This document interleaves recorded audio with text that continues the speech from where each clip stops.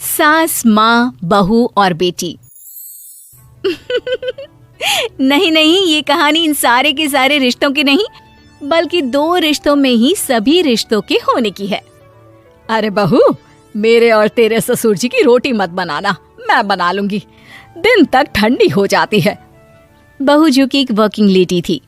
नहीं नहीं माँ जी, मैं अच्छे से कपड़े में लपेट देती हूँ ना, आप क्यों मेहनत करेंगी, माइक्रोवेव में गर्म कर लेना। अरे नहीं बहू, मेहनत मत कर, वैसे भी ऑफिस में कम मेहनत होती है क्या, जा रहने दे। लेकिन बहू मानती नहीं, वो सास ससुर की रोटी बना कर ही जाती है। दोपहर में खाने के वक्त ससुर जी कहते हैं, अरे बहू को रोटी बनाने के लिए क्यों मना कर दिया, क्या हो गया, ठंडा ही तो खाते आए हम लोग हमेशा से। अरे वो क्या है ना, सुबह ऑफिस जाती है, घर का सारा काम करने में वक्त लग जाता है, अरे थकती है वो अलग, तो मैंने सोचा बहाने से ही थोड़ा कम काम करवाऊं। ससुर मुस्कुरा रहे होते हैं। ये तो अच्छा है, बहू को समझना जरूरी है।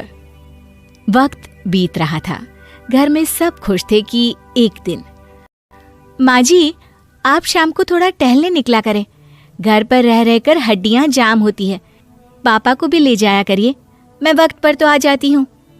बहू ठीक 5 बजे ऑफिस से घर आ जाती है। फिर चाय नाश्ता बनाकर सास ससुर के साथ बैठती, उन लोगों को सारा दिन का हाल बताती। रात को पति घर आता है। क्या बात है बेटा, ऑफिस से आकर कभी हम लोगों के साथ भी बैठा कर। अरे माँ, दिन रात काम करके मन ही नहीं करता, अगले दिन की फिर तैयारी होती है, आप और पापा ही कमरे में आ जाओ। इससे अच्छी तो बहू है, कितना भी थकी रहे, घर आकर हम लोगों के लिए चाय नाश्ता बनाना, फिर बातें करना। बहू ना होती तो हम बुढ़ा बुढ़िया तो बैठे ही रह जाते। सास और ससुर अब बहू के कहने पर शाम की सैर पर निकलने लगते हैं।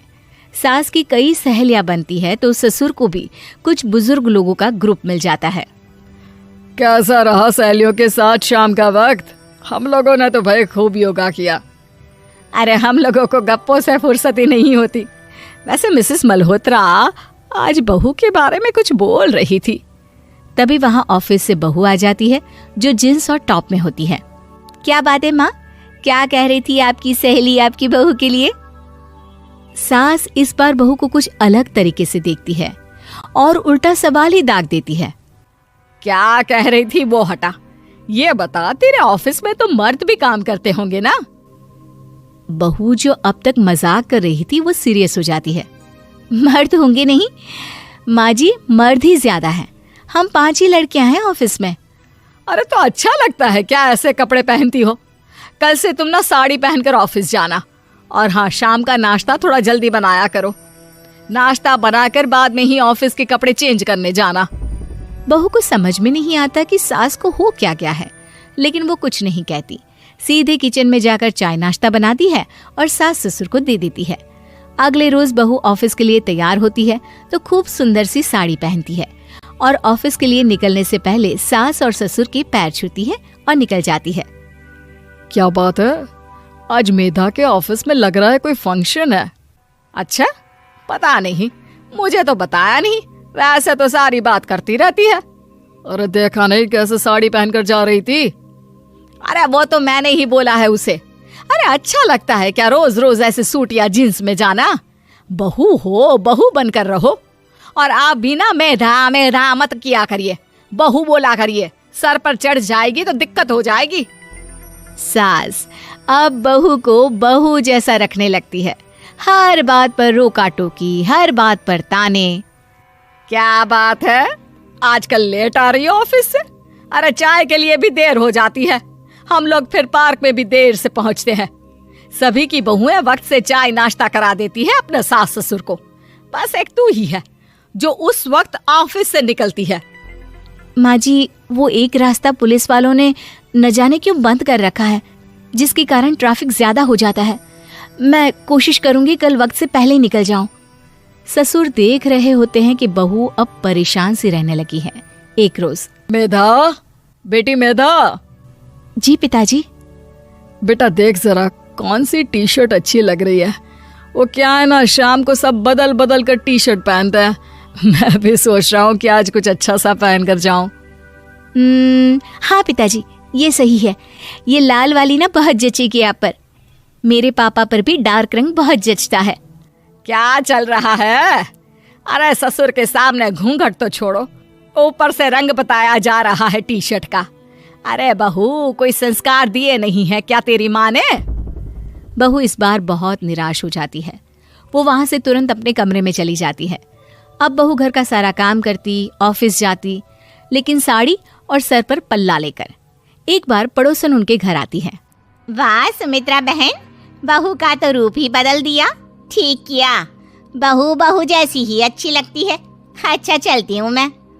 पड़ोसन के जाने के बाद सास बड़ी अकड़ के साथ कहती है, देखा मेरा कमाल, कैसे मैंने मेधा बहू को कंट्रोल में कर लिया। अब बारी ससुर के बोलने की थी। हाँ सुमित्रा, बिल्कुल ये काम तो किया है तुमने, लेकिन कभी सोचा क्या खो दिया? क्या खो दिया? मैंने तो कुछ नहीं खोया जी। खोया है, पहले बहू जब ऑफिस जाती तुम्हारे पैर छूकर तुम्हें गले लगाती, लेकिन अब सिर्फ पैर छूती है। हाँ जी, ये बात तो आप ठीक बोल रहे हैं। पहले घंटों हम लोगों से बात करती, कमरे में ना जाती, ऑफिस से आते ही खुद की चाय, खाना, नाश्ता सब हम लोगों के साथ करती, सारी बात बताती। लेकिन क्या तुम्हें पता है, बहू की तबीयत खराब चल रही है, वो माँ बनने वाली है। ये बात मुझे बेटे ने बताई कि तुम्हें बता दूं। अब सास की आंख में आंसू थे। वो समझ गई थी कि लोगों के कहने में आकर उसने क्या खो दिया। शाम को बहू घर आती है तो माँ किचन में पकोड़े तल रही होती है। अरे माँ जी, आप रहने दीजिए ना, मैं आ तो रही थी। अरे नहीं, जा तू चेंज कर ले, मैं नाश्ता और चाय टेबल पर ही लगा रही हूँ मेधा। सास के मुंह से अपना नाम सुनकर बहू को बहुत अच्छा लगता है। माँ जी, कोई गलती हो गई है क्या?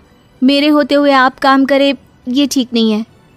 संस्कारी और समझदार बहू सास को माँ समझती है, लेकिन सास की बेवकूफ़ी उसे सास ही बनाकर रखती है। बहू, मुझे भी थोड़े संस्कार और समझदार बनने का मौका दे, जिससे मैं भी बहू नहीं बेटी को देखूं तुझ में। और हाँ, मेरा होने वाला पोता क्या कहेगा कि दादी ने तो मेरी माँ को बहुत परेशान किया। बहू सास को गले लगा लेती है। नहीं माँ जी, वो कहेगा कि माँ को तो दादी ने बेटी बनाकर रखा है।